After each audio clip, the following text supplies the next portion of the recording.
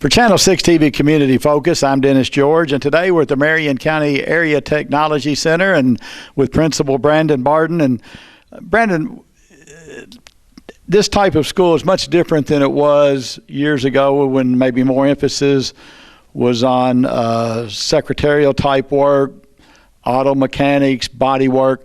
It's really involved into an extension of a normal education. Yes, sir, it has. Obviously, the factories have changed, and we've tried to change as much as possible with them. But the technology that goes into working in those factories now has completely changed over probably the last 20 or 30 years, and the factories aren't what they used to be.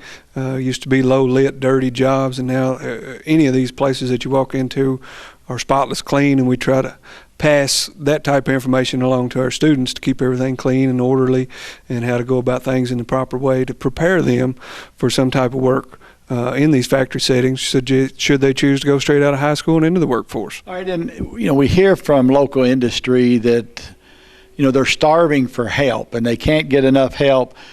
And I guess you guys work with them when they tell you what talents they need as kids come out? Yes, we try our very best to. Lebanon is very fortunate. It's kind of an anomaly among small towns in Kentucky that they are fortunate enough to have a lot of manufacturing backgrounds. And with that comes some challenges for us in that everybody's need is a little bit different.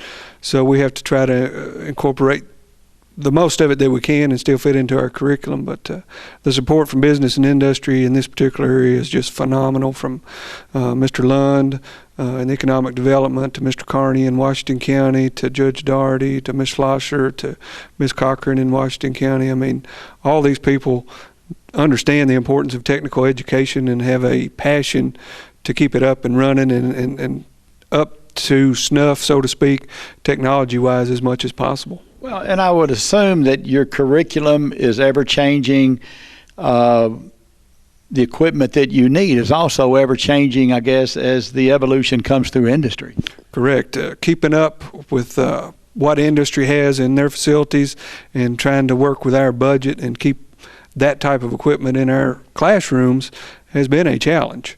Most of the equipment, for instance, in machine tools, some of those pieces of equipment are $50,000 and up, and on the budget that we have right now makes it very tough to stay in demand as far as technology goes and keep up with the unlimited budgets that the manufacturers have. Okay. We appreciate your time, and we're going to head out and see some of your students. I'm sure we're going to be very impressed by them. Thank you very much. We appreciate it.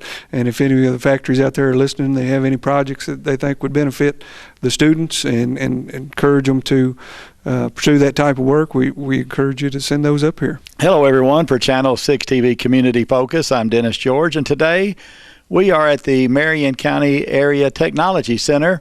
We're going to be talking to several different classes today to let you know what goes on up here. And to my left is the instructor for this class. And Ms. Ryan, introduce yourself to our viewers. Okay. Hello, my name's Buffy Ryan, and I am one of the two health science instructors here at the Marion County Area Technology Center.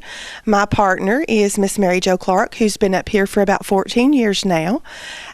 So we basically are both registered nurses who have continued to work as registered nurses, but we also now are instructors to help prepare our future healthcare professionals, whether that be in nursing, therapy, or any other healthcare field, to be the best at what they can be. All right, when we talk about health and we talk about science and we think about Marion County High School down the hill, what do you do here that is different than what those students will learn in a typical class? Okay. We really focus on having real-to-life scenarios in our classrooms. Like I said, Ms. Clark and I are both registered nurses, so we bring that experience with us. We also try to give as many opportunities as we can for the students to learn from people in the community. So we invite a lot of guest speakers in. In fact, tomorrow we have a physical therapist coming in from court to talk to our students. Last week we had someone here from Springview Hospital in the laboratory. So, we do try to have a lot of community involvement, but I guess as far as different is because we come from the healthcare background and then do the teaching as well. And we try to make it as real to life and hands-on as possible. So actually, when you go typically and you're in a classroom, those people are telling you, teaching from a book, And it's a lot different when you get out in the real world. I think any of us who've been through school, they can teach you everything about the law, but until you practice, they can teach you about accounting, but until you practice. So up here, I guess you're bringing real life experiences and teaching these students actually what you guys do every day in the field when you're nursing someone. Would that be accurate? Mr. George, that's a very good summary. Yes, absolutely. And I think that you could probably talk to just about all of my students in my classes, and I say, we will learn it this way. This is the textbook way to do it. And when we're in the field, we're going to do it the right way, but it's not always going to be just exactly the way the textbook says. Okay, so they're getting hands-on experience. What does this do for these students? Or typically, what are they learning for the next step? Will they go to nursing school? Will they go to typical four-year institutions? What will they be prepared for when they leave your class? Okay. It really depends on the career pathway that they choose. Here at the Technology Center, we have 3 career pathways right now. One is pre-nursing, so that is for the students who plan to pursue a career in nursing like STAR. We also have the Allied Health career pathway. Danielle is pursuing a career pathway in Allied Health as occupational therapist, and then we have the phlebotomy/pharmacy tech programs, which are self-study programs, and we're working on incorporating those more into the curriculum. So, with over 200,000 possible careers that they could choose in the healthcare field, we do our best to try to prepare them for wherever they're going. All right, talk for a minute. When we walked into your classroom, I thought you had beds set up back here for people to take it. For some of these students who, instead of sleeping in class, you let them sleep back here. Talk a little bit about what you do. I mean, you have different setups. I mean, we have a person over here with their arm out. This one, they all look a little bit different. So what are you going through with some of these things? Okay. This is our laboratory area for our what we call our Medicaid nurse aide or our nursing assistant class, and that is a prerequisite for most every college in the state of Kentucky to allow students to be in their nursing program. So we try to set up an area in the school that simulates what a long-term care center would be like, and the students that take those courses actually do hands-on taking care of these fake residents, as we call them, because whenever they get done with the nurse aide course, they have to go to one of the KCTCS schools to take a certification exam, which means that they do perform skills being observed. They don't know what those skills are. There's 5 skills that they have to go do. So they spend a lot of time working and doing hands-on so that they're proficient in those skills. Anything from doing vital signs to giving a bed bath to doing range of motion exercises like Danielle would do whenever she was in therapy, to doing simple dressing changes, to know how to calculate what a person's putting in their body compared to what's going out. So, I mean, a little bit of everything. All right, so Danielle, I've got a very serious question for you because she just led me into something. I had to go to the doctor today. I've got shoulder problems. It's not a rotator cuff, but he said it's inflamed, gave me a cortisone shot. So you're going to be prepared to tell me what exercises to do, is that right? Yes, sir. Okay, what are you going to prescribe for me? Everybody putting you on the spot with that one. Abduction and adduction. All right, wait a minute. You're cheating on the test. You do know that, don't you? Okay. All right, so abduction. Somebody's going to abduct me and take me away? Is that what that is?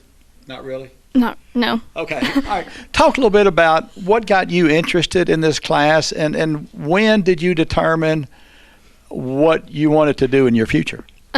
We had an 8th grade career fair, and we went to different groups, and that was occupational therapist was there, and I liked what they did, so I wanted to do that. Okay, all right. So when you go through this class, what do you learn, and what do you all talk about? And have you been out in the field yet? Let me throw about 3 questions in one to you. We've learned different parts of the body and how they work, and the names of each thing. And no, I have not done it yet, but I plan to do it next year. Okay. In the future, like you're going through all this, you want to be an occupational therapist. So what is your career path? What do you do? I guess first thing we need to know is what class you're in or what grade you're in, but where do you go from the Marion County Area Technology Center? What's next? I'm a junior, and I have to take my RNA, or is it Allied Health? For Allied Health, you're doing your Allied Health core skills Mhm. right now.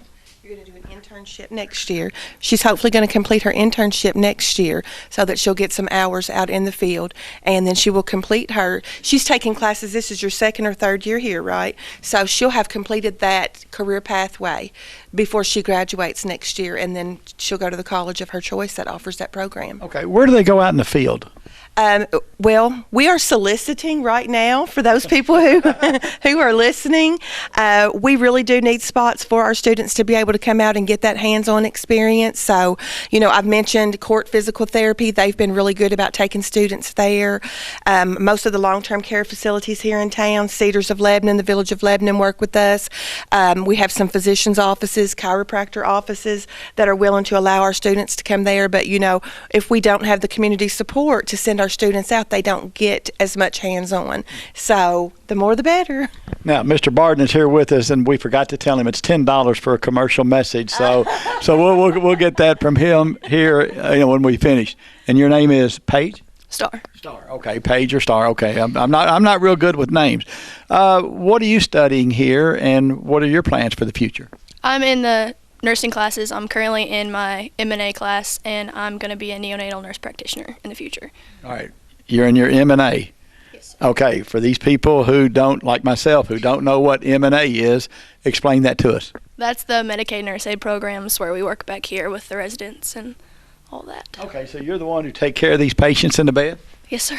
Do you give them good care? Have you lost any of them yet, or any of them died on you or anything? So far, no. You're doing pretty well so far? Yes, sir. All right, talk a little bit about what got you interested in the program and what this program has done for you. Well, my whole life I've been interested in the medical field, so just actually getting the opportunity to come over here has pretty much opened up a lot of doors for my future. And, yeah.